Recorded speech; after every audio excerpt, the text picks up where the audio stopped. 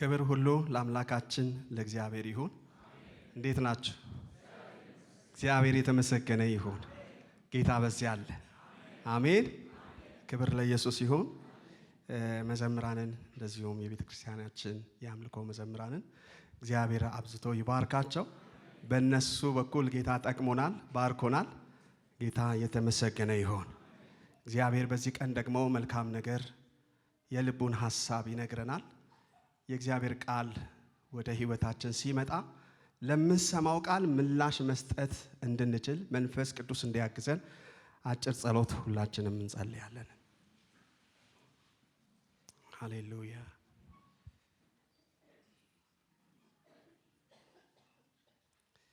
ሃሌሉያ። ኦ ክብር ይሁንልህ ኢየሱስ። በዙፋን ላይ ለዘላለም ከብረህና ደምቀህ ከፍ ብለህ ያለ ቅዱስ እግዚአብሔር አባታችን አቤቱ በምህረትህና በቸርነትህ ደግፈህ ዛሬን እንደገና እንዲህ ባለ ሁኔታ በፊትህ እንድንሆን እንድናመልክህ ካንተ እንድንሰማ እግዚአብሔር ሆይ ቸርነትህ ስለበዛልን በጌታችን በኢየሱስ ክርስቶስ ስም እናመሰግናለን።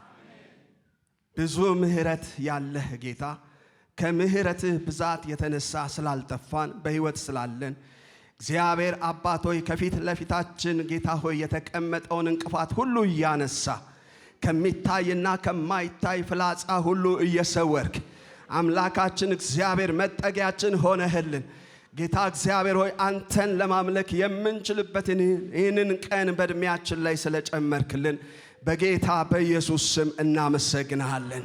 ያልጠፋነው ከእግዚአብሔር ምሕረት የተነሳ ነው፣ ርህራኄውም አያልቅም ተብሎ እንደተጻፈ እግዚአብሔር ለኔና ለሕዝብ ስለራራ ስላልጠፋን እግዚአብሔር አምላክ በጌታ በኢየሱስ ስም እናመሰግናለን። ክብር ሁሉ ለከበረው ስም ይሁን። ጌታ ሆይ በፊት አለን ባሪያ እንደተናገረው ቃልህ ከቃልህ እንዳነበበልን ጌታ ሆይ ቃልህ በኢየሱስ ክርስቶስ ስም ዝናብ ከሰማይ ወርዶ ምድርን እንደሚያጠጣ እንደሚያረሰርሳት ጌታ እግዚአብሔር ሆይ ለዘሪ መብልን እንደሚሰጥ ተመልሶን ወደ ላይ እንደማይሄድ እግዚአብሔር ሆይ የምትሻውን እንደሚያደርግ የምትፈልገውን እንደሚፈጽም በኢየሱስም የቃልህ ኃይል ሳይከለከል እግዚአብሔር ሆይ በሕዝብ ላይ ታላቅ ነገር እንዲያደርግ እኔ ጸልያለሁ። ጌታ ሆይ ስምህ ይባረክ፣ ክብሩን አንተ ውሰድ። የክፉ ኃይላት እንዲህ እግዚአብሔር ሆይ ስናመልክ የማይወድ አምላካችን እግዚአብሔር ቃልህን እንዳንሰማ ጌታ እግዚአብሔር ሆይ ብዙ ተጽዕኖ ለማድረግ የሚመደብ የጨለማ ሥራ በስም ስልጣን በናዝሬቱ ጌታ በኢየሱስ ስም የተመታ ይሁን። በኢየሱስ ስም የተመታ ይሁን። ሥራው ሁሉ ይፍረስ፣ ምክሩ ሁሉ ይፍረስ። እግዚአብሔር ሆይ ባንተ ፊት አለንና አንተ የምትናገረንን ለመስማት እንደ ሊዲያ ልባችን የተከፈተ ይሁን። ይህን ስለምታደርግ ተመስገን። ክብሩን ላንተ ሰጠው በጌታ በኢየሱስ ክርስቶስ ስም አሜን። እግዚአብሔር ይመስገን። ጌታ መንፈስ ቅዱስ በብዙ እየረዳን አለ። ጌታ እናመሰግናለን። ዛሬ የማካፈላችሁ የመልእክት ክፍል ትንቢተ ዮናስ ላይ ያለውን ሐሳብ 4 ምዕራፍ አለው ትንቢተ ዮናስ። 4ቱንም ምዕራፍ ለማንሳት ሞክራለሁ። በዋናነት ግን ምዕራፍ 3 ላይ ያለውን እንከፋፈላለን። ትንቢተ ዮናስ ምዕራፍ 3 ላይ ያለውን ነው ማነበው። 10 ቁጥሮች አሉት። ምናልባት በሃርድ ኮፒ የምትጠቀሙ ወገኖች 701 ገጽ 701 ላይ እናገኘዋለን። በጌታ ስም የእግዚአብሔርን ቃል አነባለሁ። እንዲህ ይላል። የእግዚአብሔርም ቃል ሁለተኛ ወደ ዮናስ እንዲህ ሲል መጣ። ተነስተህ ወደዚያች ወደ ታላቂቱ ከተማ ወደ ነነዌ ሂድ፣ የምነግርህንም ስብከት ስበክላት አለው። ዮናስም ተነስቶ እንደ እግዚአብሔር ቃል ወደ ነነዌ ሄደ። ነነዌም የ3 ቀን መንገድ ያህል እጅግ ታላቅ ከተማ ነበረች። ዮናስም የ1 ቀን መንገድ ያህል ወደ ከተማይቱ ውስጥ ሊገባ ጀመረ። ጮሆም በ3 ቀን ውስጥ ነነዌ ትገለበጣለች አለ። የነነዌው ሰዎች እግዚአብሔርን አመኑ፣ ለጾም አዋጅ ነገሩ። ከታላቁ ጀምሮ እስከ ታናሹ ድረስ ማቅ ለበሱ። ወሬውም ወደ ነነዌ ንጉሥ ደረሰ። እርሱም ከዙፋኑ ተነስቶ መጎናጸፊያውን አወለቀ፣ ማቅም ለበሰ፣ በአመድም ላይ ተቀመጠ፣ አዋጅም አስነገረ። በነነዌም ውስጥ የንጉሡንና የመኳንንቱን ትእዛዝ አሳወጀ፣ እንዲህም አለ። ሰዎችና እንስሶች፣ ላሞችና በጎች አንዳችን አይቅመሱ፣ አይሰማሩም፣ ውሃም አይጠጡ። ሰዎችና እንስሶችም በማቅ ይከደኑ፣ ወደ እግዚአብሔርም በብርቱ ይጩኹ። ሰዎችም ሁሉ ከክፉ መንገዳቸውና በእጃቸውም ካለው ግፍ ይመለሱ። እኛ እንዳንጠፋ እግዚአብሔር ተመልሶ ይጸጸት እንደሆነ ከጽኑ ቁጣውም ይመለስ እንደሆነ ማን ያውቃል? እግዚአብሔር ከክፉ መንገዳቸው እንደተመለሱ ስራቸውን አየ። እግዚአብሔርም ያደርግባቸው ዘንድ በተናገረው ክፉ ነገር ተጸጽቶ አላደረገውም ይላል። እግዚአብሔር ይመስገን። ስንቶቻችሁ በቤተ ክርስቲያናችን በዚህ በግንቦት ወር ከቀኑ የመጀመሪያው ቀን ጀምሮ እስከ 30 ድረስ ጸሎት እንደታወጀ ታውቃላችሁ? ስንት ሰው ያውቃል? በጣም ጥቂት ሰው። ስንት ሰው ያውቃል ጸሎት እየተጸለየ እንዳለ በጌጃ? እሺ፣ ጌታ ረድቶኝ ቢያንስ አንድ ቀን እንኳን ተካፍያለሁ፣ እግዚአብሔር ረድቶኝ ተገኝቻለሁ የምትሉ ስንቶች ናቸው? እግዚአብሔር ይባርካችሁ። ያልተገኛችሁ በብዙ አምልጧቸዋል። እግዚአብሔር ትልቅ ነገር እያደረገ ነው ያለው። ክብር ለእግዚአብሔር ይሁን። ጌታ ረድቶናል። ኦሬዲ ዛሬ 17ኛ ቀን ነው፣ የወሩ 17ኛ ቀን ነው። በሚቀጥሉት ቀናቶች እግዚአብሔር ቢፈቅድ ብንኖር ጸሎቱ ይቀጥላልና ዛሬ ስለ ጸሎት ስለማወራ ነው ይህንን ሐሳብ ያነሳሁት። በእግዚአብሔር ፊት ስለሚደረግ ጸሎት ወይንም ደግሞ ብርቱ ስለሆነ ጸሎት ከዚህ ክፍል ከዚህ ምዕራፍ ወይንም ደግሞ አጠቃላይ ከትንቢተ ዮናስ መጽሐፍ ላይ እንመለከታለንና ወደ ዋናው ሐሳብ ከመግባታችን በፊት ብዙዎቻችን እንደምናውቀው ይሄ የትንቢተ ዮናስ መልእክት በጣም ግልጽ ያልተወሳሰበ መጽሐፍ ነውና አንዳንዶች እንደውም ከሩት መጽሐፍ ጋር ያገናኙታል። ማለት በአጭሩ መልእክቱን ልትረዱ በምትችሉት መልኩ ነው ጸሐፊው ያስቀመጠልንና 4 ምዕራፎች አሉት። የመጀመሪያው ምዕራፍ ላይ ዮናስ ለነነዌ ሕዝብ እግዚአብሔር የሚነግርህን ቃል ምን አድርጋለው? ስበክ። አሁን ምዕራፍ 3 ላይ እንዳነበብነው ምዕራፍ 1 ላይ ቁጥር 1 ላይም ደግሞ ያንን ሐሳብ እናገኛለንና ዮናስ ግን እምቢ ብሎ የእግዚአብሔርን ቃል ንቆ ወይንም እግዚአብሔር የተናገረውን መልእክት ላለማስተላለፍ የሚነግርህን ቃል ስበክ ብሎት ሳለ እምቢ ብሎ ወደ ኢዮጴ ሄደ። ከዛም ደግሞ ዋጋ ከፍሎ ይላል መጽሐፍ ቅዱስ በመርከብ ወደ ተርሴስ ምን አደረገ? ኮበለለ እና አመፀኝነቱ ራሱን ዋጋ አስከፈለው። ደግሞ ሌሎችንም ሰዎች ዋጋ እንዲከፍሉ እንዳደረጋቸው የእግዚአብሔር ቃል ይናገራል። እና በባህሩ ላይ መካከል ዮናስ ከእግዚአብሔር ኮበልላለሁ ብሎ ባሰበበት መንገድ እግዚአብሔር ንፋስ አመጣና መናወጥ ሆነ እና በጣም ታላቅ ፍርሃት ሆነ፣ ታላቅ ጩኸት ሆነ። በመርከቢቱ የጫኑትን ዕቃ እስኪጥሉ ድረስ በጣም ተጨነቁ። በመጨረሻም ታሪኩ እንደሚነግረን ምንድነው የሆነው ነገር? እስቲ ተነስና አምላክህን ጥራ። ሁሉም አምላኩን እየጠራ በአምላኩ ፊት ይጮህ ስለነበረ ሲናገሩት ማንን እንደሚያመልክ ምን እንደሆነ ዮናስ ከነገራቸው በኋላ እኔን ወስዳችሁ ወደ ባህሩ ብትወረውሩኝ ምን ይሆናል? ጸጥታ ታገኛላችሁ፣ ሰላም ታገኛላችሁ አላቸው ይላል።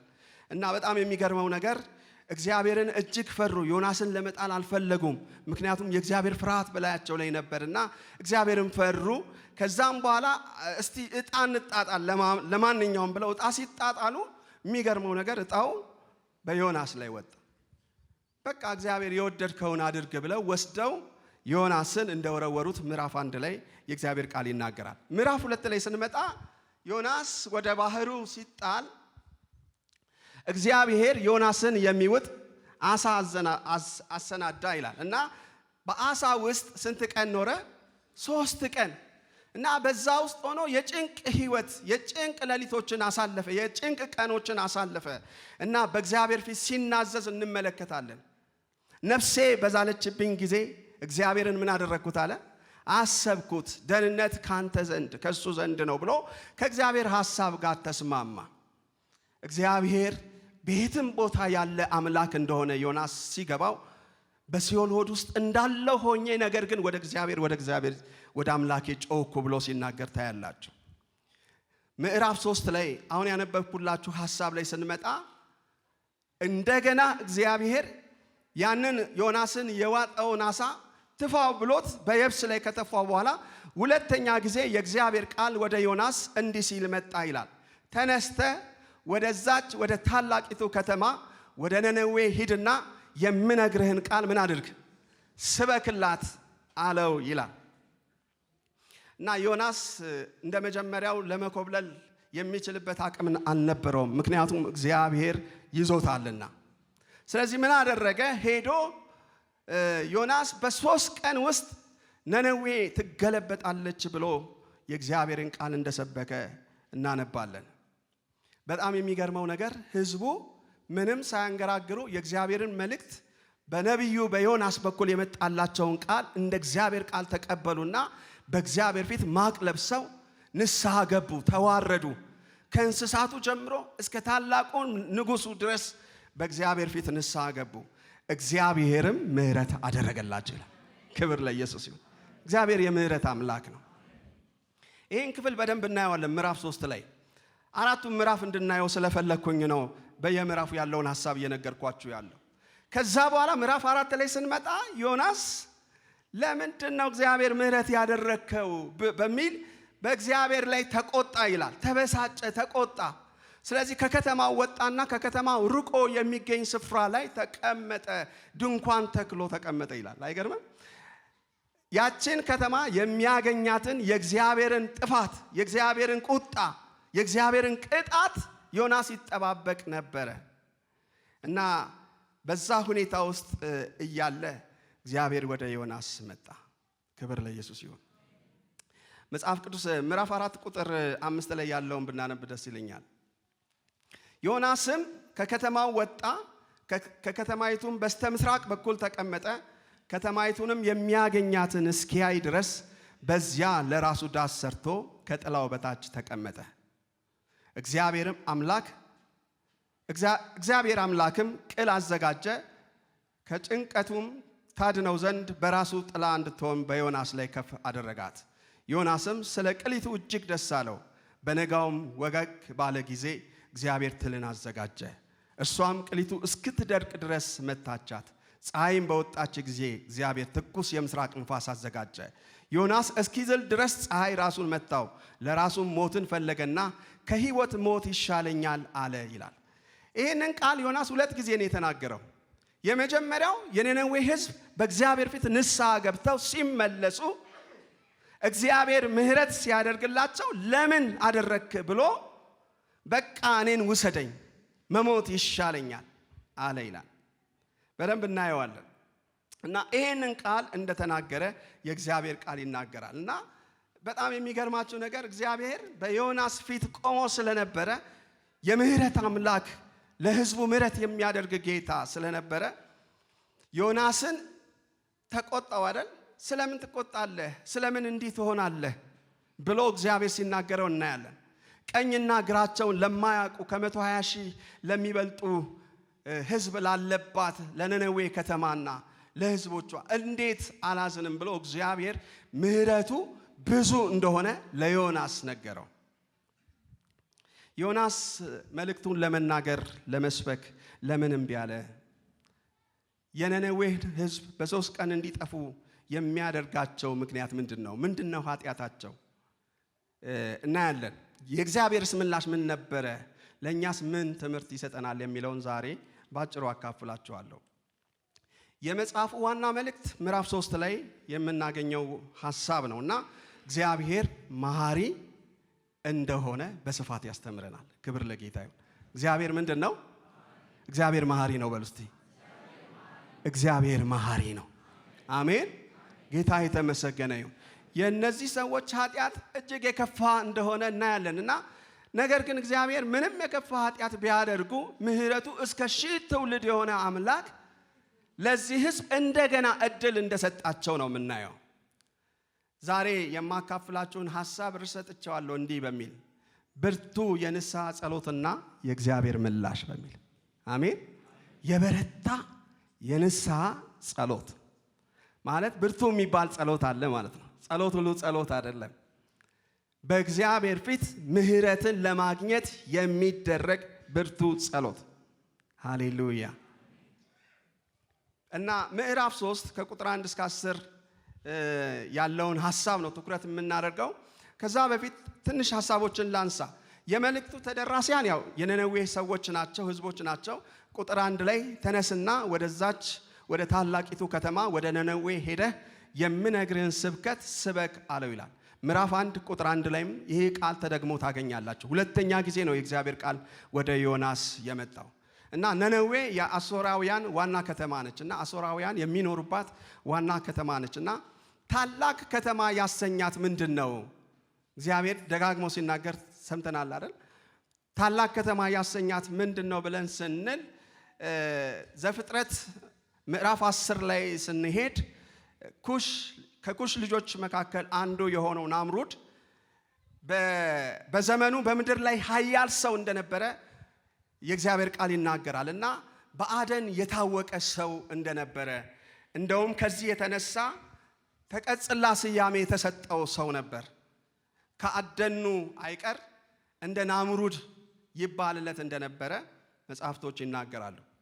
እና ይሄ ሰው በዘመኑ ኃያል ከመሆኑ የተነሳ ታላላቅ ከተሞችን ሰርቷል፣ ነነዌን ጨምሮ ማለት ነውና ስለዚህ ታላቅ ከተማ በሚል ስያሜ ቀድሞ ትታወቅ ነበርና በዛ መጠሪያ እንደተጠራች ማወቅ እንችላለን። እና በወቅቱ ከ120 ሺህ ሕዝብ በላይ የሚኖርባት በርካታ እንስሶች ያሉባት ትልቅ የንግድ እንቅስቃሴ ያለባት ከተማ ነች። ከከተማዋ ስፋት የተነሳ ለመጎብኘት ከታሰበ የስንት ቀን መንገድ ይፈጃል ይላል መጽሐፍ ቅዱስ? የ3 ቀን መንገድ። እና ዮናስ እንኳን መልእክቱን ለማድረስ ከነበረበት ተነስቶ ከተማይቱ ውስጥ ገብቶ የ1 ቀን መንገድ ከሄደ በኋላ ነው እግዚአብሔር የተናገረውን መልእክት ማስተላለፍ የቻለው። ስለ ጸሐፊው በመልእክቱ ውስጥ ምንም የምናገኘው ሐሳብ የለም። ማለት ማን እንደጻፈው የሚታወቅ ነገር የለም።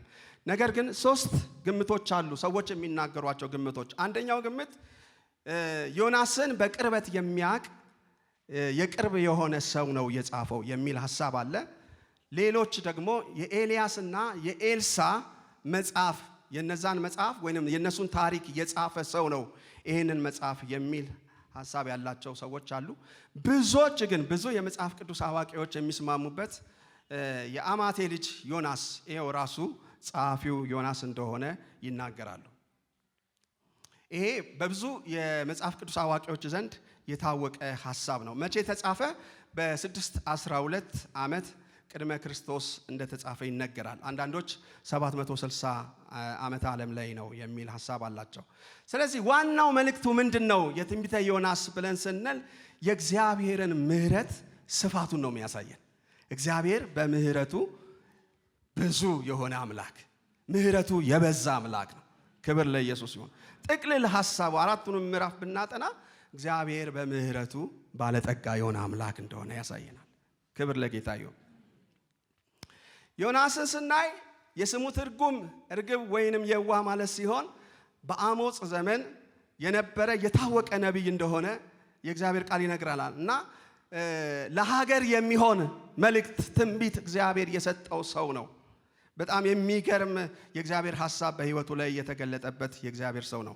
እስራኤል በኢዮርብዓም ዘመን ከ100 ዓመት በላይ ለሆነው ጦርነት ላደረገችው ጦርነት የተወሰደባትን ግፍ እግዚአብሔር እንደገና እንደሚክሳት እንደሚመልሳቸው ወይንም ደግሞ የተወሰደባቸውን ምርኮ ግዛቶች እንደሚመልስ ዮናስ ትንቢት እንደተናገረ ሁለተኛ ነገሥት ምዕራፍ 14 ቁጥር 25 ላይ የእግዚአብሔር ቃል ይናገራል። በዚህ ሰው መልእክት አማካኝነት በዮናስ መልእክት አማካኝነት እስራኤል ድል እንደምታደርግ የተወሰደባት ምርኮ እንደሚመለስ ዮናስ እንደተናገረ የእግዚአብሔር ቃል መጽሐፍ ቅዱስ ይናገራል።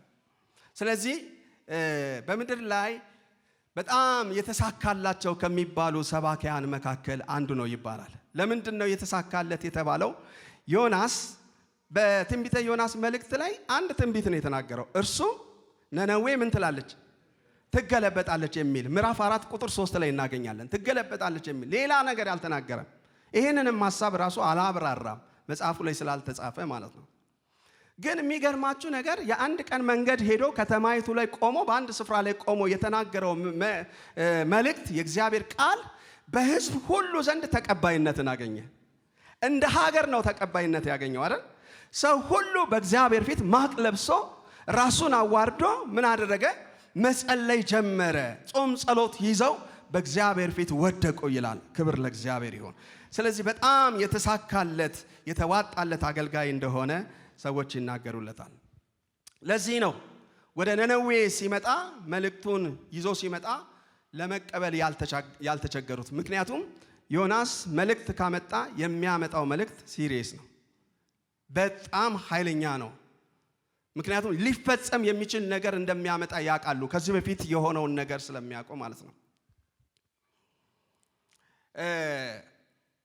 በእርግጥ በመጽሐፍ ውስጥ የምናገኘው የዚህ መጽሐፍ አጥኚዎች እንደሚናገሩት እግዚአብሔር መልእክት ሊሆን የሚችል ነገር ጥፋት ከመምጣቱ በፊት ለዚህ ሕዝብ እንዳስታወቃቸው በጣም ብዙ ማብራሪያዎች ይናገራሉና እነዛ ነገሮች ምንድን ነው ብለን ስንል በከተማይቱ ላይ በነነዌ ከተማ ላይ 3 ትልልቅ ነገሮች ሆነዋል ይባላል እና የመጀመሪያው በ765 እስከ በ759 ዓመተ ዓለም አሶርን የመቱ 2 ከባድ መቅሰፍቶች እንደነበሩ ይነገራል። እና በአሶር ማለት ያው ነነዌ ማለት አሶር ማለት ነው በሌላኛው አገላለጥ።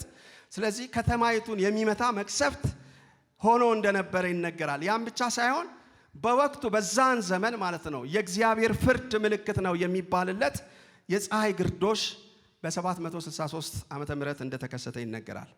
ያም ብቻ ሳይሆን አንዳንዶች እንደሚናገሩት የመሬት መንቀጥቀጥ ሆኗል ይባላል። እነዚህ ነገሮች ሆኖ ስለነበረ ሕዝቡን እግዚአብሔር አስቀድሞ ለንስሐ ወይንም ደግሞ በእግዚአብሔር ፊት ለመውደቅ እንዳዘጋጃቸው ነው የሚያሳየው። ስለዚህ ዮናስ ያመጣውን መልእክት ሳያንገራግሩ ቶሎ እንዲቀበሉ ያደረጋቸው እነዚህ ምክንያቶች ናቸው። በዋናነት ማለት ነው ሊሸሽጉት የማይችሉት ከእግዚአብሔር ያልተሰወረ እግዚአብሔር የሚያውቀው ኃጢአት በሕዝቡ መካከል ነበረ። ኃጢአት ያደርጉ ነበር፣ ክፋት ያደርጉ ነበር፣ አመጽ ያደርጉ ነበረ። ምዕራፍ 3 ቁጥር 8 ላይ የእግዚአብሔር ቃል ሲናገር እንደዚህ ይላል። ንጉሡ የተናገረው ቃል ነው። ከቁጥር 7 ጀምሮ ባነብ ደስ ይለኛል። በነነዌም ውስጥ የንጉሡንና የመኳንንቱን ትእዛዝ አሳወጀ፣ እንዲህም አለ፣ ሰዎችና እንስሶች፣ ላሞችና በጎች አንዳችም አይቅመሱ፣ አይሰማሩም፣ ውሃንም አይጠጡ፣ ሰዎችም እንስሶችም በማቅ ይከደኑ፣ ወደ እግዚአብሔርም በብርቱ ምን ይበሉ? ይጩሁ፣ ሰዎችም ሁሉ ከክፉ መንገዳቸውና በእጃቸው ካለው ግፍ ምን ይበሉ? ይመለሱ። በንጉሡ ዘንድ እንኳን ሳይቀር የታወቀ ምን ነበር? ክፉ መንገድ ነበር፣ ግፍ ነበረ። በከተማይቱ በጣም የተንሰራፋ የኃጢአት ሕይወት ነበረ፣ የኃጢአት ልምምድ ነበረ።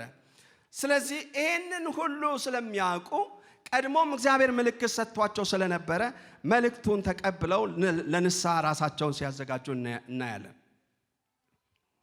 ስለዚህ ዮናስ ያመጣውን የእግዚአብሔርን ቃል ወይንም ደግሞ ትንቢት እንደ እግዚአብሔር ቃል አምነው እንደተቀበሉት እናያለን። እና በእርግጥ ቤተክርስቲያናችን በብዙ መልኩ ሰሞኑን እየተጸለየ ነው ብያቸዋለሁኝና ይሄ የሚጸለየው ጸሎት ለውጥ ሊያመጣ እንደሚችል ጸሎት እንደሚያስፈልገን በድካም ውስጥ እንዳለን በዝለት ውስጥ እንዳለን ኃጢአት በደል እንዳለን ካላመንም በቀር ጸሎትን መጸለይ በራሱ ችግር አለ ማለት ነው።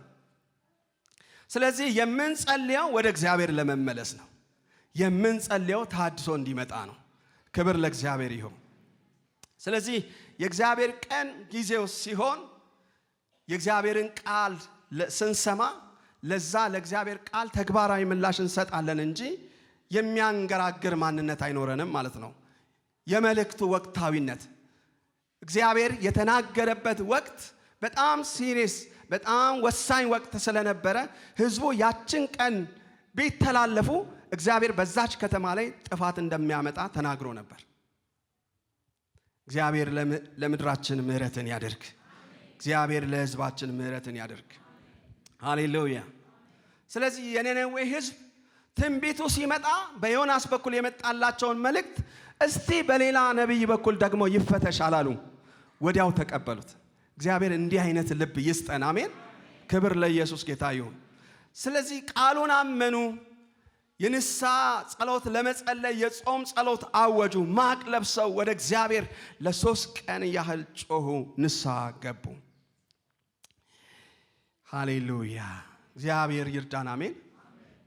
ዛሬም በብዙ ሁኔታ በግልም እንደ ቤተ ክርስቲያንም እንደ ሀገርም ብዙ በእግዚአብሔር ፊት የተላለፍናቸው የበደልናቸው እግዚአብሔርን ያሳዘንባቸው መንፈስ ቅዱስ ያዘነባቸውን ጉዳዮች ይዘን በፊቱ እንድንወድቅ እንድንዋረድ ራሳችንን ወደሱ እንድናቀርብ እግዚአብሔር ይፈልጋል። ወገኖቼ የእግዚአብሔር የጊዜው መልእክት ይሄ ነው። ንስሐ ስንገባ ከእግዚአብሔር ሐሳብ ጋር እንስማማለን። እግዚአብሔር ደግሞ ምሕረት ያደርግልናል።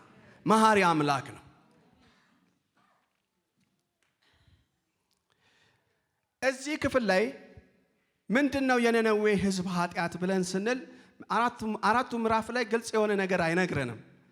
ነገር ግን ቀጥሎ ያለውን መጽሐፍ ትንቢተ ናሆምን ስናጠና 3 ምዕራፎች አሉት። በዛ ምዕራፍ ላይ የነነዌ ሕዝብ ኃጢአት ወይንም ደግሞ የነዚህ ሰዎች በደል በግልጽ የተጻፈ ሐሳቦችን እናገኛለን። በእግዚአብሔር ላይ ክፋትን ያሴሩ ነበር ይላል መጽሐፍ ቅዱስ። ክፎች ነበሩ፣ ክፋትን የሚያሴሩ ነበሩ። በጦርነት ጊዜ ጭቆና ያደርጉ ነበረ፣ ዝርፊያ ያካሄዱ ነበረ። አሦራውያን በጣም ክፎች ከመሆናቸው የተነሳ የሚያደርጓቸው ነገር ሁሉ ሰው ሊያደርገው የማይችለው ክፉ ነገር ሁሉ ያደርጉ ነበር እና በከተማይቱ ውስጥ ዝሙት አዳሪዎች ነበሩ። በጥንቆላ ስራ ውስጥ ያሉ በዚህ ሁኔታ ውስጥ የሚንቀሳቀሱ ሰዎች ነበሩ። የጥንቆላ ስራ የተንሰራፋበት ዘመን ነበር። በንግድ የማጭበርበር የመበዝበዝ ስራዎች ይካሄዱ ነበረ እና እነዚህን ሐሳቦች የነነዌን ሕዝብ ታሪክ ስናጠና የምናገኛቸው ነገሮች ናቸው።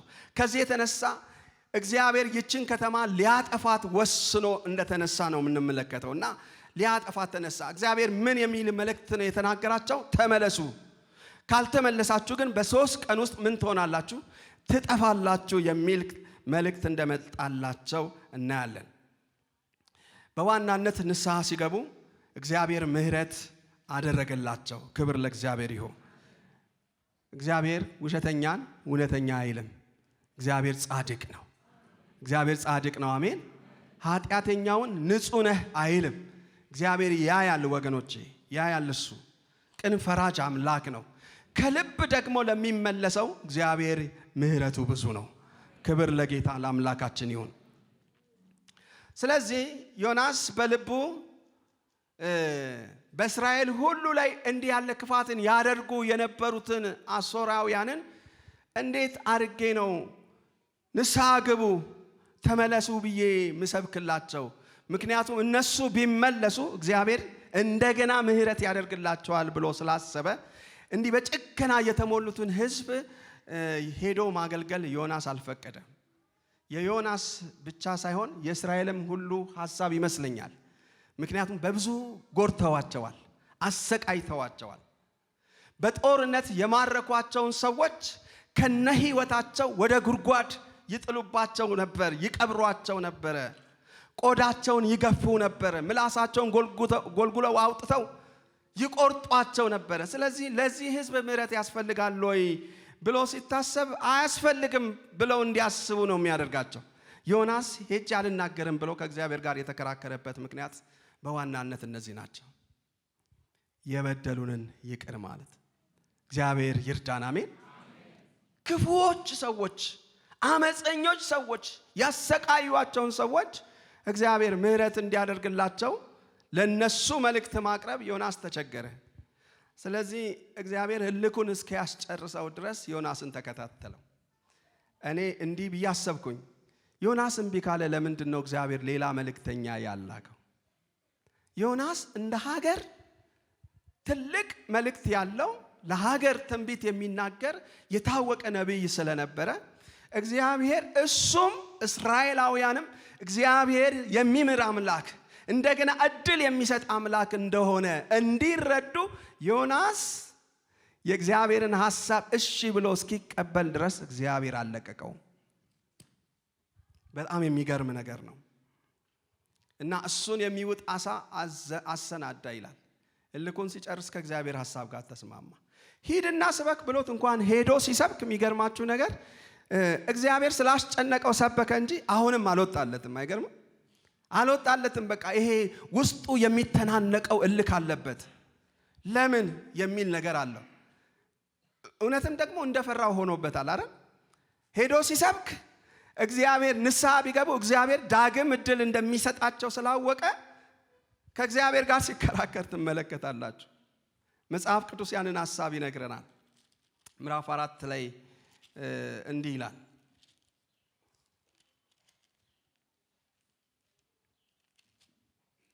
ምዕራፍ 4 ቁጥር 1 ላይ ይህም ዮናስን ከቶ ደስ አላሰኘውም፣ ህዝቡ ምህረት ማግኘቱን ማለት ነው። ምዕራፍ 3 ቁጥር 10 ላይ እንዳነበብነው እግዚአብሔር ከክፉ መንገዳቸው እንደተመለሱ ስራቸውን አየ፣ እግዚአብሔርም ያደርግባቸው ዘንድ በተናገረው ክፉ ነገር ተጸጽቶ አላደረገውም ይልና ይህም ዮናስን ከቶ ደስ አላሰኘውም፣ እርሱም ተቆጣ፣ ወደ እግዚአብሔርም ጸለየና አቤቱ እለምንሃለሁ በአገሬ ሳለሁ የተናገርኩት ይህ አልነበረምን?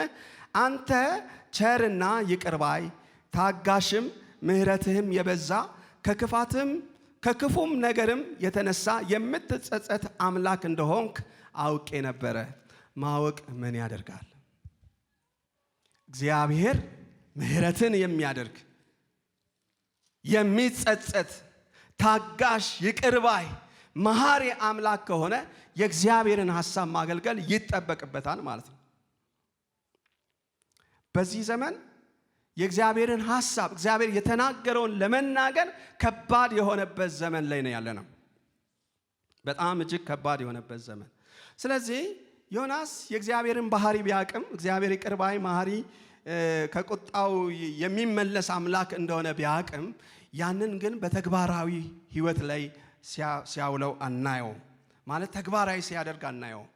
የእግዚአብሔርን ምህረት ችላ ሲንቅ እግዚአብሔር ያደረገላቸውን ምህረት በቁጣ ምላሽ ሲሰጥ እናያለን። የዮናስ ብቻ ሳይሆን እስራኤልም እንደዚህ አይነት ሐሳብ እንደሚኖራቸው ተስፋ ይደረጋል። ማለት ብዙ የበደሏቸው ሰዎች ስለሆኑ ለአሕዛብ የእግዚአብሔር ምህረት አያስፈልግም የሚል አይነት አመለካከታቸውን ነው እግዚአብሔር ያስቀየራቸው። እነዚህ አሦራውያን ክፉዎች ናቸው፣ አሕዛብ ናቸው። ስለዚህ ምን መሆን አለባቸው ብለው ነው የሚያምኑት? መጥፋት ነው ያለባቸው ብለው ያምኑ ነበር። እግዚአብሔር ግን ለአሕዛብም ጭምር ምህረቱ ብዙ ነው። አሜን። ከእስራኤል ወገን ላልሆኑትም ለጠፉ ሰዎች፣ ሩቅ ለሆኑ ሰዎች፣ በክፋታቸው በአመፃቸው እግዚአብሔርን ለሚያስቆጡ ሰዎች ሁሉ ጭምር እግዚአብሔር ምህረቱ ብዙ ነው። ክብር ለጌታ ይሁን። የእግዚአብሔር የማዳን ዕቅድ ለእስራኤል ብቻ ሳይሆን ለዓለም ሁሉ ነው። ጌታ የተመሰገነ ይሁን። ዛሬ ይህንን መልእክት ለምትሰሙ በዚህም ጉባኤ ላላችሁ በተለያየ ሚዲያ በዩቲዩብ ለምትከታተሉ እግዚአብሔር ለሕዝብ ሁሉ የሚሆን ምህረት አለው። ሃሌሉያ። ንስሐ ስንገባ በእግዚአብሔር ፊት ስንዋረድ እግዚአብሔር እኛን ይቅር ይላል። ለሌሎች ደግሞ ስንማልድ በኃጢአት ውስጥ በክፋት ውስጥ በአመፅ ውስጥ ላሉት በእግዚአብሔር ፊት ንስሐ የገባን ስለ እነሱ ስንማልድ እግዚአብሔር ምህረት የሚያደርግ አምላክ ነው። ክብር ለጌታ ይሁን። ስለዚህ የቤተ ክርስቲያንም ተልእኮ በዋናነት የእግዚአብሔርን ምህረት ማወጅ ነው። የእግዚአብሔርን ፍቅር ማወጅ ነው። እግዚአብሔር መሐሪ አምላክ እንደሆነ፣ እግዚአብሔር ይቅር ባይ አምላክ እንደሆነ ለሕዝብ ሁሉ መናገር መልእክታችን ነው። ይህን ባለማድረጋችን ንስሐ ልንገባ ያስፈልጋል። አንዳንዴ አይደለም ውጭ ላሉት በቅርብ ላለው ለወንድም ለእህቶቻችን ምህረት እንዲደረግ የማንፈልግ ሆነን እንገኛለን። በቃ እሱን እግዚአብሔር የሆነ ነገር አድርጎት እንዲያሳየን ነው የምንፈልገው እንጂ እግዚአብሔር ምህሮት እግዚአብሔር ይቅር ብሎት እንደገና ቆሞ ማየት አንፈልግም። በዚህ ሁሉ የእግዚአብሔር ምህረት ያስፈልገናል። ጌታ ምህረት ያደርግልን። ክብር ለኢየሱስ ጌታ ይሁን። ስለዚህ ወደ ዮናስ የመጣው የእግዚአብሔር መልእክት ተነስና ወደዛች ከተማ ወደ ነነዌ ሄደ የምነግርህን ስበክ አለው። አንድ የእግዚአብሔር ሰው አገልጋይ በቅርብ የማውቀው አገልጋይ ሌላ ቦታ ለአገልግሎት ተጋብዞ ሄዶ ስለ እግዚአብሔር ፍርድ ተናገረ። እግዚአብሔር ይቀጣል፣ እግዚአብሔር ይቆጣል፣ መሐሪ ብቻ ሳይሆን እግዚአብሔር የሚበቀልም አምላክ ነው፣ ስለዚህ ተመለሱ ብሎ የንስሐ ስብከት ሰበከ እና በኃይል በእግዚአብሔር ቁጣ እየተቆጣ እንደሰበከ ይናገራልና ያንን ከተናገረ በኋላ የጋበዘው ሰው አገልግሎቱን ሲጨርስ ፈልጋለሁ ላወራ ፈልጋለሁ አለው ይላል። ከዛ ምንድነው ያለው?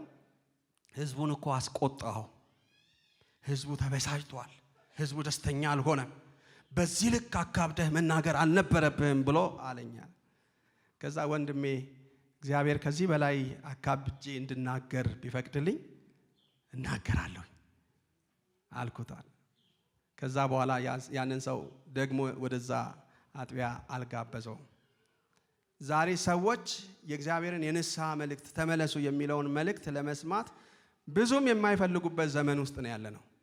ግን ተመለሱ የሚል አምላክ እኮ ምህረት ሊያደርግ ነው፣ እንደገና እድል ሊሰጥ ነው፣ እንደገና ሊያቆም ነው፣ የተወሰደብንን ምርኮ ሊመልስልን ነው። ክብር ለኢየሱስ ይሁን። በዚህ በቤተ ክርስቲያናችን የመጀመሪያዎቹ 1 ሳምንት 6 ቀናቶች በእግዚአብሔር ፊት የንስሐ ጊዜ ነበረን። ንስሐ የምንገባበት ጊዜ ነበርና እንዴት ግሩም ጊዜ እግዚአብሔር እንደሰጠን ልነግራችሁ አልችልም። ምናልባት በዚህ ንስሐ ውስጥ አንዳንድ ሰው ምን ያስፈልጋል? አንዴ ተንበርክከ ንስሐ ከገባ በኋላ በቃ አይደለም እንዴ 7 ቀን 6 ቀን እንዴት ንስሐ ይገባል ልንል እንችላለን። የነነዌ ሕዝብ የምስጋና ጸሎት አይደለም የጸለዩት። 3 ቀን ማቅ ለብሰው ሳይበሉ ሳይጠጡ እንስሳው ሁሉ ከግጦሹ ተከልክሎ ከሚበላው ሳር ተከልክሎ በእግዚአብሔር ፊት ምን አደረጉ? በንስሐ ወደ እግዚአብሔር ጮሁ። ክብር ለኢየሱስ ይሁን። እግዚአብሔር ሆይ ማረን፣ ይቅር በለን ብለው በፊቱ ወደቁ። ያንን የምህረት ጥያቄ እግዚአብሔር ማለፍ አልቻለም። እንደገና እድል ሰጣቸው። ክብር ለኢየሱስ ጌታ ይሁን። ስለዚህ ብርቱ የንስሐ ጸሎት ምን አይነት ነው? ምን ይመስላል ብለን ስንል 3 ነገሮችን ቶሎ ብዬ ልንገራችሁና መልእክቴን ወደ ማጠቃለል እመጣለሁ። የመጀመሪያው እዚሁ ምዕራፍ 3 ላይ የምናገኘው መልእክቱን ከሰሙ በኋላ ነነዌ በ3 ቀን ትገለበጣለች የሚለውን የነቢዩን መልእክት ከሰሙ በኋላ የእግዚአብሔር ቃል ቁጥር 3:5 ላይ ሲናገር እንደዚህ ይላል። የነነዌም ሰዎች እግዚአብሔርን ምን አደረጉ? አመኑ ይላል። ምን ማለት ነው? እግዚአብሔርን አመኑ። መልእክቱ የእግዚአብሔር ነው ብለው ተቀበሉ። እግዚአብሔር ትክክል ነው፣ በቃ አሁን ያለንበት ሁኔታ ምህረት የሚያስፈልገን ጊዜ ነው፣ ንስሐ የሚያስፈልገን ጊዜ ነው ብለው የእግዚአብሔርን ነቢይ መልእክት እንደ እግዚአብሔር ቃል ምን አደረጉ? ተቀበሉት። ክብር ለኢየሱስ ይሁን። ንስሐ እንደሚያስፈልገን ምህረት እንደሚያስፈልገን ካላመንን ለመጸለይ እንቸገራለን፣ አቅም እናጣለን። ስለዚህ ከምንድን ነው የጀመሩት? መልእክቱን ከመቀበል ነው የጀመሩት። ቅድም እንደነገርኳችሁ ይሄ መልእክት እስቲ ይረጋገጥ አላሉ። ሌላ ነቢይ መጥቶ ያስረዳ አላሉ። የእውነት የእግዚአብሔር መልእክት ነው። በ3 ቀን ውስጥ እንዴት ከተማ የምታክል ትልቅ ከተማ፣ የታወቀች ከተማ እንዴት ልጠፋ ትችላለች ብለው ምርምር ውስጥ አልገቡም። እግዚአብሔር ከዚህ ህይወት ያውጣ። ክብር ለኢየሱስ ይሁን። የእግዚአብሔርን እውነት በሙሉ ልባቸው እንደተቀበሉ የእግዚአብሔር ቃል ይናገራል። ሁለተኛው ብርቱ የንስሐ ጸሎት ምን አይነት ነው ስንል በጾም ጸሎት መቅረብን የሚጠይቅ ነው። አሜን። እንዴት ባለ ሁኔታ? በጾም ጸሎት እንጂ አሁን ማታ ስንተኛ እንደምንጸልየው አይነት ጸሎት እግዚአብሔር ሆይ ይቅር በለኝ፣ ማረኝ፣ ልጆቼ ማር፣ ቤቴ ማር ብለን እንደምንተኛው አይደለም። በእግዚአብሔር ፊት ለምናደርጋቸው ክፉ ነገሮች በፊቱ ደግሞ በንስሐ በጾም በጸሎት ብርቱ በሆነ ጸሎት በእግዚአብሔር ፊት መቅረብ ያስፈልገናል። እነዚህ ሰዎች ያደረጉት ነገር ይሄንን ነው። መጽሐፉ ሲናገር እንደዚህ ይላል። ከቁጥር 5 ጋር ተያይዞ የተነገረ ሐሳብ ነው። የነነዌም ሰዎች እግዚአብሔርን አመኑ ካለ በኋላ ለጾም አዋጅ ነገሩ። ከታላቁ ጀምሮ እስከ ታናሹ ድረስ ምን አደረጉ? ማቅ ለበሱ ይላል። ማቅ ማለት በዛ ጊዜ የተለመደ በእግዚአብሔር ፊት በንስሐ ለመቅረብ የተለመደ ሁኔታ ነውና የክት ልብሳቸውን የሚለብሱትን ንጹህ የሆነውን ልብሳቸውን ያወልቁና እድፋም የሆነ ልብስ፣ በጣም የቆሸሸ ልብስ፣ ይሄ ከልባቸው በእግዚአብሔር ፊት ንስሐ መግባታቸውን ነው የሚያሳየውና ያንን ይለብሳሉ። አመድ በላያቸው ላይ ይነሰንሳሉ እግዚአብሔር ምሕረት እንዲያደርግ። ስለዚህ ምን አደረጉ ይላል? በጾም ጸሎት በእግዚአብሔር ፊት ለመቅረብ አወጁ ይላል። ይሄ የሆነ ሰው ብቻ የሚያደርግ ሳይሆን ሁሉም ሰው ሊያደርገው የተገባ እንደሆነ በአዋጅ ደረጃ እንደወጣ የእግዚአብሔር ቃል ይናገራል። ሶስተኛው ምንድነው? ብርቱ ጸሎት ብለን ስንል ራስን ማዋረድ ነው።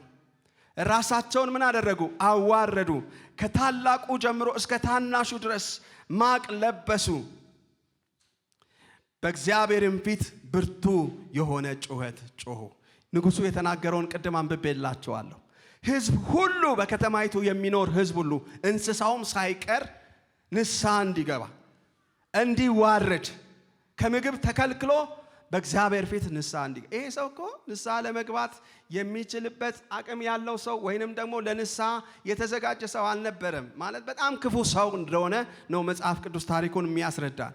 ነገር ግን የመጣው መልእክት ከዚህ በፊት እንደመጣው አይነት ከበድ ያለ መልእክት ስለሆነ ንስሐ ካልገባ ጥፋት እንደሚያገኘው ስለተረዳ በቤተ መንግስት ደረጃ ታላቅ አዋጅ ለሀገር የሚሆን ታወጀ። ወደ እግዚአብሔርም በብርቱ እንደ ጮኹ የእግዚአብሔር ቃል መጽሐፍ ቅዱስ ይናገራል። ስለዚህ የእግዚአብሔር ምላሽ ምን ነበር ብለን ስንል እግዚአብሔር የሕዝቡን መዋረድ ሲያይ፣ የሚገርማችሁ ንጉሡ ከዙፋኑ ላይ ተነሳ ይላል አይደል? ከዙፋኑ ተነሳ፣ መጎናጸፊያውን አወለቀ፣ ማቅም ለበሰ፣ በአመድ ላይ ተቀመጠ፣ በሀገሩም ላይ አዋጅ ምን አደረገ? አስነገረ ይላልና ይሄንን ንስሐቸውን እግዚአብሔር ከሰማይ ሆኖ ተመለከተ፣ አየ፣ እንደገና እድል ሰጣቸው። ክብር ለኢየሱስ ይሁን። የእግዚአብሔር ምላሽ ምንድነው? ምን ነበር ብለን ስንል ቁጥር 10 ላይ በግልጽ የተጻፈ አንድ ቃል አለ። እግዚአብሔርም ከክፉ መንገዳቸው እንደተመለሱ ስራቸውን ምን አደረገ? አየ ይላል። ክብር ለጌታ ይሁን። እግዚአብሔር ከክፉ መንገዳቸው ምን እንዳሉ እንደተመለሱ ስራቸውን ደግሞ ምን አደረገ? እግዚአብሔር አየ። እግዚአብሔር ያያል። እውነተኛ ንስሐ ስንገባ እግዚአብሔር ያያል እና አየ እግዚአብሔር። አንዳንዶች በግልጽ እዚህ መጽሐፍ ላይ ትንቢተ ዮናስ ላይ አልተጻፈም።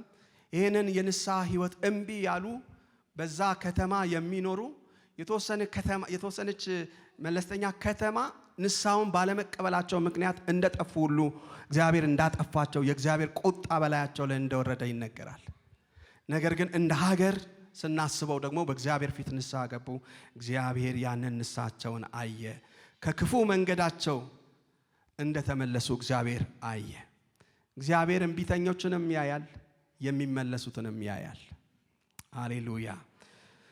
ሌላው ያደርግባቸው ዘንድ ከተናገረው ክፉ ነገር ተጸጽቶ ይላል። በጣም ይሄን ቃል ወድጀዋለሁ። እግዚአብሔር የሚጸጸት አምላክ ማለት ወስኗል እኮ እግዚአብሔር ሊያደርገው ወስኗል። ግን እግዚአብሔር ምን አደረገ? ተጸጸተ። በቃ አላደርግባቸውም። በዚህን ያክል ከተዋረዱ በዚህ ህዝብ ላይ ላደርገው ያለውን ጥፋት አላደርግም ብሎ እግዚአብሔር ተጸጸተ። ዛሬ በኃጢአት ክስ ውስጥ ላላችሁ መልእክት አለኝ። በኃጢአት ልምምድ ውስጥ ለመውጣት በምትቸገሩበት ማንነት ውስጥ ያላችሁ ሰዎች በእግዚአብሔር ፊት ራሳችሁን ስታዋርዱ፣ በእግዚአብሔር ፊት እውነተኛ ከልብ በሆነ መሰበር፣ የልብ መሰበር በእግዚአብሔር ፊት ብትቀርቡ እግዚአብሔር የሚጸጸት አምላክ ነው። ምሕረት ያደርጋል፣ እንደገና እድል ይሰጣል። ክብር ለእግዚአብሔር ለአምላካችን ይሁን። እንደገና እግዚአብሔር እድል ይሰጣል ወገኖቼ። እግዚአብሔር መሐሪ አምላክ ነው። እግዚአብሔር ይቅር ባይ አምላክ ነው። ሃሌሉያ። ስለዚህ በዚህ ምዕራፍ ውስጥ ዋናው ሐሳባችን ምንድነው? እግዚአብሔር እያወራን ያለው ምንድነው? ምን እናድርግ ብለን ስንል እንደ አጥቢያ እንደ በአንድ ላይ አብሮ እንደ ተጠመደ እንደሚያገለግል ሕዝብ በእግዚአብሔር ፊት ራሳችንን ልናዋርድ ፊቱን ልንፈልግ ያስፈልገናል ወገኖች። እርም አለ፣ በደል አለ፣ ክፋት አለ፣ ብዙ የወደቅንባቸው ክፉ ነገሮች አሉ። አገልጋዮች እንደ አገልጋይ በእግዚአብሔር እንደተጠራ አገልጋይ የእግዚአብሔርን እውነት በታማኝነት በግልጽ ለሕዝቡ ማስተላለፍ ይገባናል። እግዚአብሔርን ያለንን ብቻ እግዚአብሔር የተናገረን ብቻ ለማስተላለፍ የጨከነ ማንነት ሊኖረን ያስፈልጋል። ይህን ከዮናስ ሕይወት እንማራለን። ዛሬ እግዚአብሔር ያለው ሳይሆን ሰዎች ከራሳቸው ጉባኤውን ለማሞቅ ብዙ ተቀባይነት ለማግኘት የሚናገሩበት ዘመን ላይ ነው ያለነው። ቅድም እንደነገርኳችሁ ጠንከር ያለ ተመለሱ የሚል መልእክት ለመናገር ሰው የማይደፍርበት አገልጋይ የማይደፍርበት ዘመን ላይ ነው ያለነው። እግዚአብሔር ግን እንደ ቃሉ እንድንናገር ይፈልጋል። ጌታ ይርዳን። አሜን። ስለዚህ ንስሐ መግባት በሚያስፈልገን ነገር ላይ ከልባችን ልንመለስ ያስፈልጋል። ያም ብቻ አይደለም፣ እንደ ሀገር እየሆነ ባለው ግፍ እየተፈጸመ ባለው ሁኔታ በእግዚአብሔር ፊት ልንጸልይ ያስፈልጋል። ልንወርቅ ያስፈልጋል። እግዚአብሔር ምሕረት እንዲያደርግልን ከቁጣው እንዲመለስ አሉ እኮ ምልክቶች። በነነዌ እንደነበረ በዚህም ዘመን እየሆኑ ያሉ ምልክቶች አሉ። እግዚአብሔር ታጋሽ አምላክ ነው። እግዚአብሔር ይቅር ባይ አምላክ ነው። ነገር ግን በክፋት የምንቀጥል ከሆነ እግዚአብሔር የሚቆጣም አምላክ ነው፣ የሚቀጣም አምላክ ነው። ከዛ እግዚአብሔር ይታደገን። ክብር ለኢየሱስ ይሁን። ስለዚህ ፍርድ ከእግዚአብሔር ወጥቶ በምድሪቱ ላይ እንዳይሆን የእግዚአብሔር ምሕረት እንዲያገኘን በግል እንዲያገኘን እንደ ቤተሰብ እንዲያገኘን እንደ ቤተ ክርስቲያን እንዲያገኘን እንደ ሀገር እንዲያገኘን በእግዚአብሔር ፊት ልንጸልይ ያስፈልጋል። ጽንፈኛ መሆን አያስፈልግም ወገኖቼ። አንዳንድ ሰዎች አሁን እየሆነው ያለው ነገር ሁሉ ትክክል እንደሆነ አድርገው የሚያስቡ ሰዎች አሉ። ክርስቲያን አማኝ እግዚአብሔርን የሚከተል እግዚአብሔርን የሚያውቅ ለእግዚአብሔር ሕይወቱን የሰጠ ግን በአንድ በኩል የሚቆም ሳይሆን ሌላኛውንም አቅጣጫ የሚመለከት መሆን አለበት።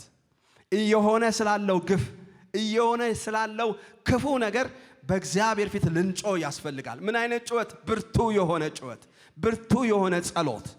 እግዚአብሔር ተመልሶ እንደገና እድል እንዲሰጠን መጸለይ መቻል አለብን። እየሆነ ስላለው ግፍ ልክ በነነዌ እንደነበረው በዚህ ዘመን እንዳለ አታስቡም? በንግድ ማጭበርበር ግፍ የለም፣ አመጽ የለም፣ ክፋት የለም። ሰዎች እኮ በቃ በሰላም ከቤታቸው ወጥተው ተመልሰው የማይገቡበት የስጋት ዘመን ውስጥ ነው አይደል ያለነው። እንደ ሀገር እኮ በጣም በመሃል ከተማ ስላለን እንጂ ብዙ ነውጦች እኮ ነው ያሉት ወገኖች። ሰው መኖር ያልቻለበት ዘመን ውስጥ ነው ያለነው። ስለዚህ በጌታ ፊት ልንጮህ አያስፈልግም? የጌታን ፊት ልንፈልግ አያስፈልግም? እግዚአብሔር በምድሪቱ ላይ የሆነ ያለውን እርኩሰት እንዲያነሳ ብርቱ ጸሎት ያስፈልገናል። ጌታ ይርዳን። በጣም እውቅና እየተሰጠው ሁሉ እርኩሰት በምድሪቱ ላይ ተንሰራፍቷል። በምሽት በዚህ ወደ ፒያሳ ቦሌ መስመር ምናምን ነገር እኮ መንቀሳቀስ አትችሉ። በጣም ግልጽ የሆነ እርኩሰት በምድሪቱ ላይ አለ እና እንዴት ሆኖ ነው ይሄ ሁሉ ክፉ ነገር እያለ እግዚአብሔር የሚጎበኘው? እንዴት ሆኖ ነው እግዚአብሔር ይሄ ሁሉ አመጽ እያለ ይሄ ሁሉ ክፋት እያለ እንደ ሀገር እንደ መንግስት ብዙ በደሎች እያሉ እንዴት እግዚአብሔር ይጎበኛል? እግዚአብሔር በምህረቱ እንደገና ዘንበል ይበልል። ሃሌሉያ። ስለዚህ ንስሐ እንድንገባ እግዚአብሔር ይፈልጋል። ምን እናድርግ? ወደ ራሳችን እንመለስ። በእግዚአብሔር ፊት እንዋርድ። ብርቱ ጸሎት፣ የንስሐ ጸሎት ጊዜ ካገኘን በግላችን በቤተ ክርስቲያንም በተዘጋጀው በዚህ ጾም ጸሎት ላይ በመገኘት በጌታ ፊት እንገኝ። እግዚአብሔር ምህረት ያደርጋል፣ እንደገና እድል ይሰጠናል። ክብር ለኢየሱስ ጌታ ይሁን። ቃሉን ጌታ ይባርክልን። ጸልያለን።